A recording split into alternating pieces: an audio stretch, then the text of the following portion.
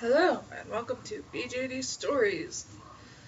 So today, as you can see in my last video I just did, so I made a bed for my girls. And so I thought I would kind of do a little story time with both of them. Tell both their stories. And yeah.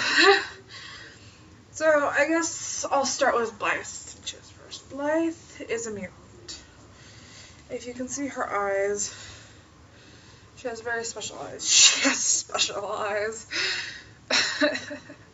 My brand. Anyway, she has one blue and one yellow eye, and that is because she's blind. Her father actually was a carrier of a mutant gene, but it wasn't actually a mutant himself. It was a mutation that had occurred to basically a couple of scientists who ended up spreading it a long time ago, and her father was one of the descendants, so didn't end up mutant himself. It kind of skips the generation.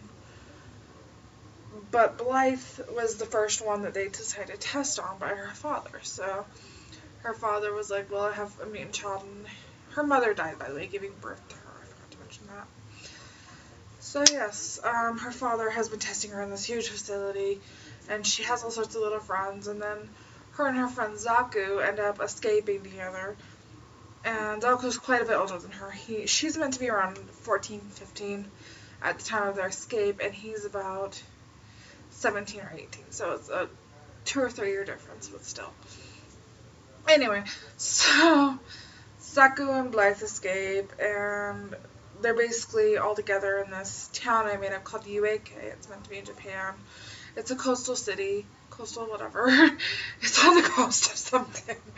And the facility is actually on a secluded island off the coast, so not a lot of people know it even exists, let alone that their kids who are mutants are being captured and taken there. So yeah, Blythe and Zaku escape, and they go their separate ways because they figure it'll be easier for us to escape if we're not together. So Blythe ends up in like the small outskirts of Uake, like the more farming areas, and discovers a boy named Nathan and his sister Sierra. And Sierra at first is like, what are you doing? And maybe we should help her, but we probably shouldn't. And Nathan's like, well, she's a girl who's pretty and needs help, so I kind of, I'm a dude. So they end up kind of bringing her into her home in an elf and lead style kind of thing. And it kind of goes through with them trying to keep away from these, like, mercenaries almost. And what happens to create these, like, the agents for the facility is that basically they end up brainwashing the mutants that aren't as powerful, or that are powerful, depending on the class. It will, they'll kind of differentiate.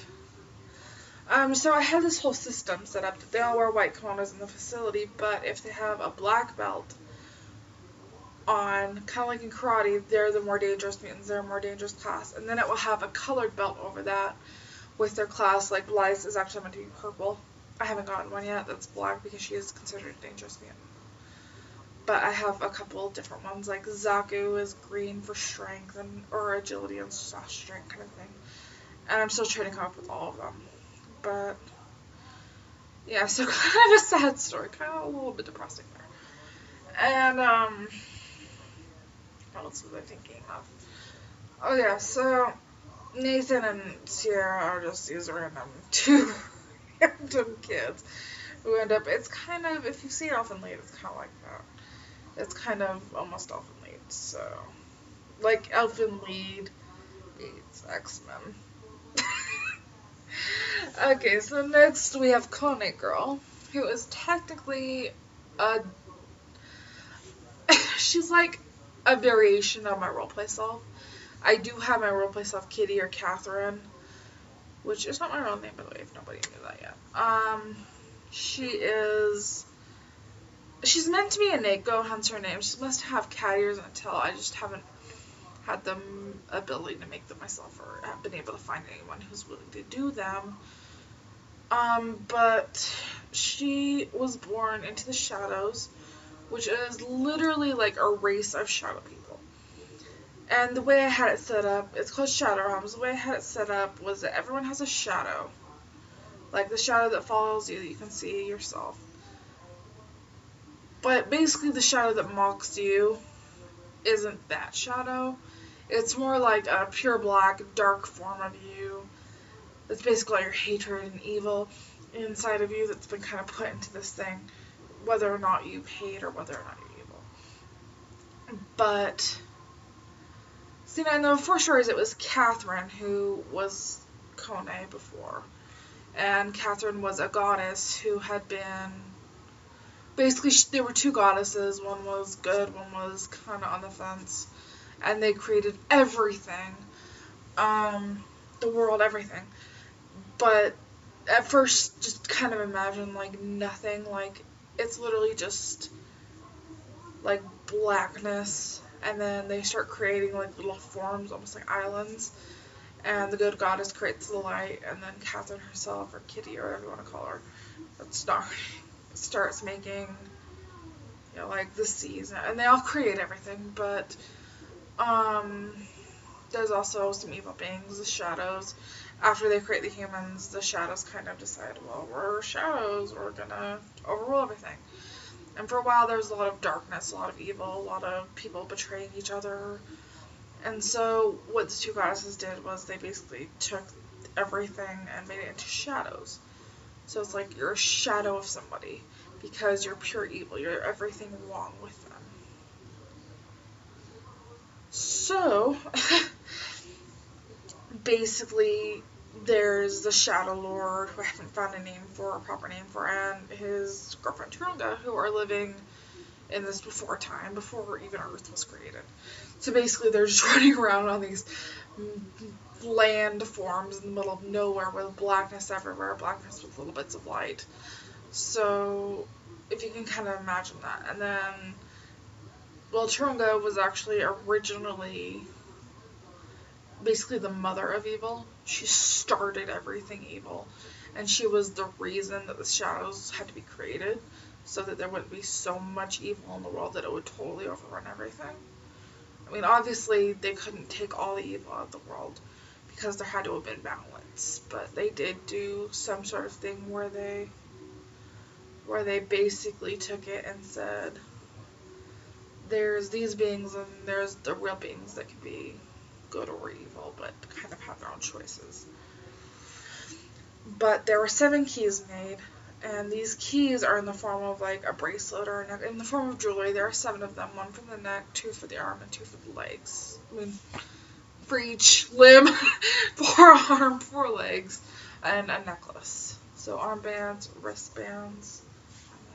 No, wait a second.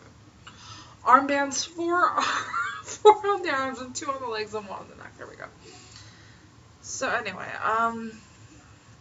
X that would be 9, which are 7. Anyway, so basically, a long time in modern time later, Catherine ends up meeting basically time itself.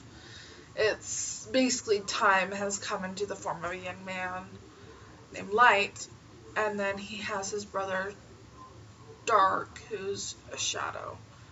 And it's kind of a shadow of time.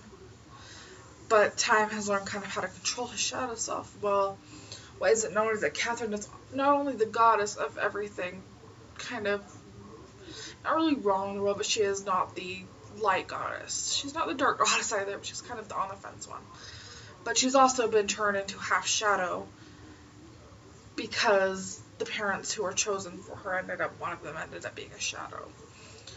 So basically life goes on. She does some very bad things to get the rest of the keys, ends up opening the Shadow Realm that has been sealed for years. And all hell breaks loose. The whole freaking war breaks over between the Light World and the Shadow Realm. And Catherine ends up deciding with Time and her sister, I still don't have a name for, that it would be best if Time were reset into a different timeline where herself was no longer herself. So she goes into Kone, who is just a sweet little adorable Nico girl, and it also resets the shadows to where they have a more solid form now. Unless they are made of pure evil. They're almost human, but they're almost like, how do I explain it? They're like shadows but in a human form. So they can now make decisions of whether to be good or bad.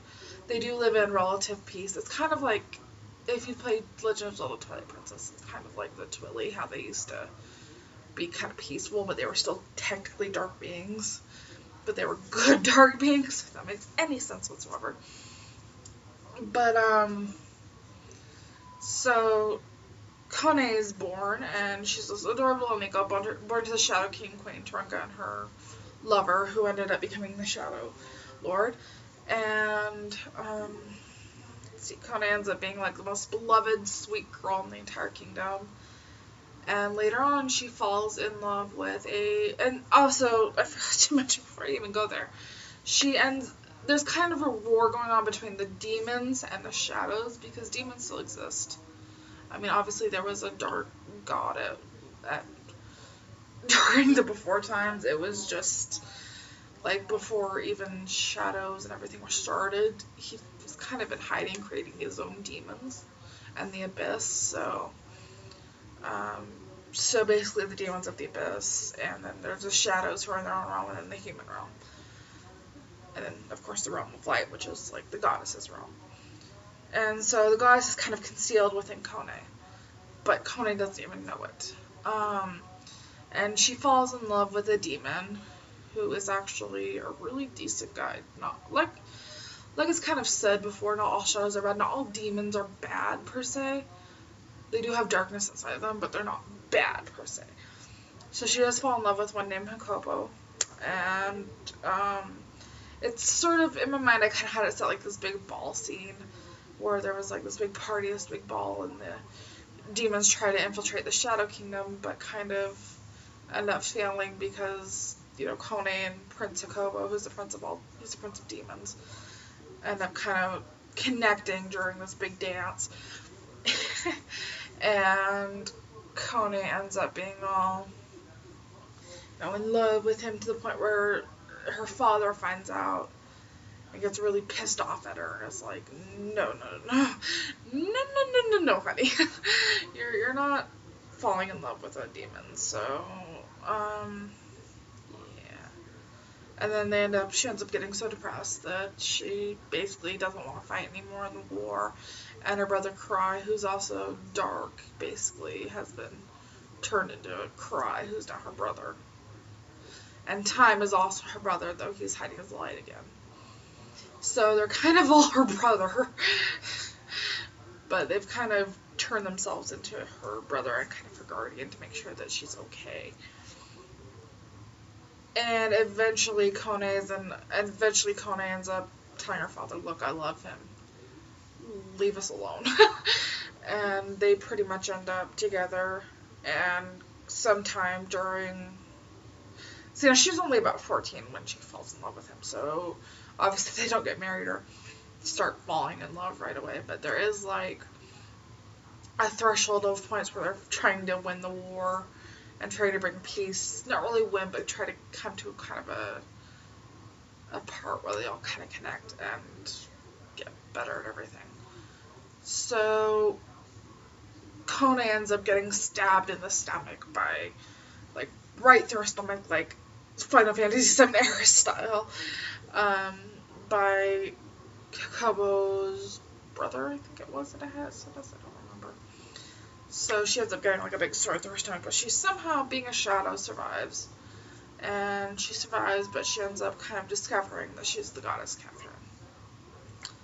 So yeah, it's kind of, both are kind of interesting, I think. And then the new doll that I have coming pretty soon is going to be named Scarlet, by the way. So the next doll I'm getting is called Scarlet. And the only thing I know about her so far is that she is based off of Sabrina the Teenage Witch.